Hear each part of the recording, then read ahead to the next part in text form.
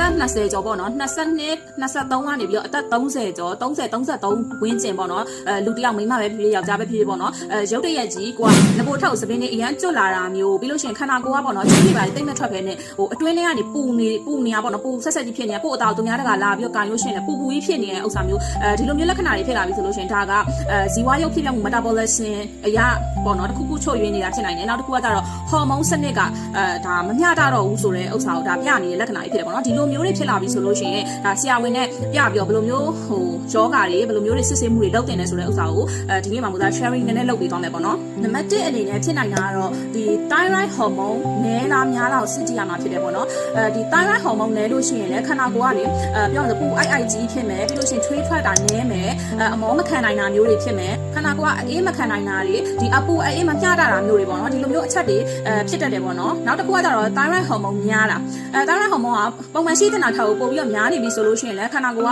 ရုပ်တရက်ကြီးအပူချိန်ကြီးထိုးတက်လာတာမျိုးတွေဖြစ်တတ်တယ်ပြီးရင်ရင်တုံတာတွေအိတ်မပြောတာတွေသပင်ကျွတ်တာတွေဒီလိုမျိုးတွေဖြစ်တတ်တယ်ပေါ့နော်ဒါကြောင့်မလို့ပထမဦးဆုံး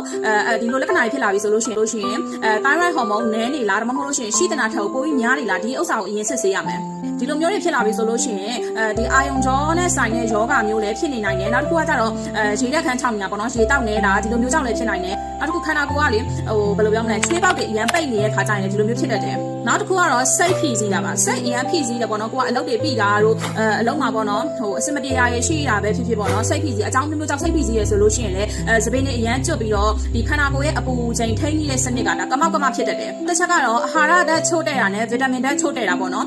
ကိုယ့်ရဲ့ခန္ဓာကိုယ်မှာလိုအပ်တဲ့ဗီတာမင် B12 ဗီတာမင် D တို့ဇင့်ဓာတ်တို့ပေါ့နော်ဒါတွေအားနည်းလို့ရှိရင်လည်းဒီအသားရည်ကပူအိုက်ကြီးဖြစ်ပြီးပူဆက်ဆက်ကြီးဖြစ်တတ်တယ်ပေါ့နော်ချွေးထွက်နေတာမျိုးစပင်းကျွတ်တာမျိုးခန္ဓာကိုယ်အပူကြီးလာပြီဆိုလို့ရှိရင်စပင်းကတော့ဟိုပုံမှန်ထက်အများကြီးကျွတ်လာမှာပေါ့နော်အဲ့ဒီတော့ဆေးရုံဆေးကန်းတွေကိုတွားပြီးတော့ဒီစစ်ဆေးတဲ့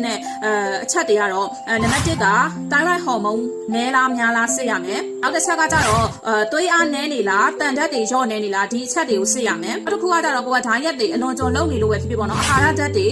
ဗီတာမင်တွေချို့တဲ့နေလားဒါတွေကိုလည်းစစ်ဆေးရမှာဖြစ်တယ်နောက်တစ်ခုကတော့ကိုယ်မှာစီးချိုသွေးချိုရှိနေလားကိုစစ်ရမှာဖြစ်ပါတယ်နောက်ဆုံးတစ်ချက်ကတော့အမျိုးသမီးတွေဆိုလို့ရှိရင်ခန္ဓာကိုယ်ကအိမ်တို့သားဥအိမ်တို့ဒီလိုမျိုးတွေကိုဆရာဝန်နဲ့တိုင်ပင်ပြီးတော့စစ်ဆေးရမှာဖြစ်ပါတယ်နောက်ဆုံးပြောချင်တာကတော့ပေါ့နော်ဒီလိုမျိုးလက္ခဏာတွေကြုံတွေ့ရပြီဆိုလို့ရှိရင်လုံးဝမပေါ့ပါနဲ့နော်ပထမဦးဆုံးဒီလိုမျိုးလက္ခဏာတွေကိုယ်မှခံစားရတယ်လို့ထင်လာပြီဆိုလို့ရှိရင်ခန္ဓာကိုယ်ကိုအပူရောကြအောင်ပုံမှန်ထက်ကိုရေကိုများများတောက်ပေးပါနောက်တစ်ချက်ကတော့အပူချိန်အရန်လွန်ခဲ့တဲ့နေရာတွေမှာဟိုအချိန်ထုံးတာတွေရှောင်ပေးရမယ်ပေါ့နော်နေပူရဲထွက်တာတို့ပူတဲ့အချိန်တွေအဲ့လိုမျိုးတွေမှာနေပူစားထုံတာမျိုးတွေရှောင်ရမယ်နေပူရဲထွက်တာတွေရှောင်ရမယ်ပြီးလေ့ကျင့်ခန်းပြင်းပြင်းထန်ထန်ကြီးလုပ်တာတွေခဏလေးကျန်တာပေးထားရမယ်နောက်ဆုံးတစ်ချက်ကတော့ခန္ဓာကိုယ်ကိုအမြဲတမ်းအေးနေအောင်လို့အစားတဲ့အခါမှာလည်းအေးခါ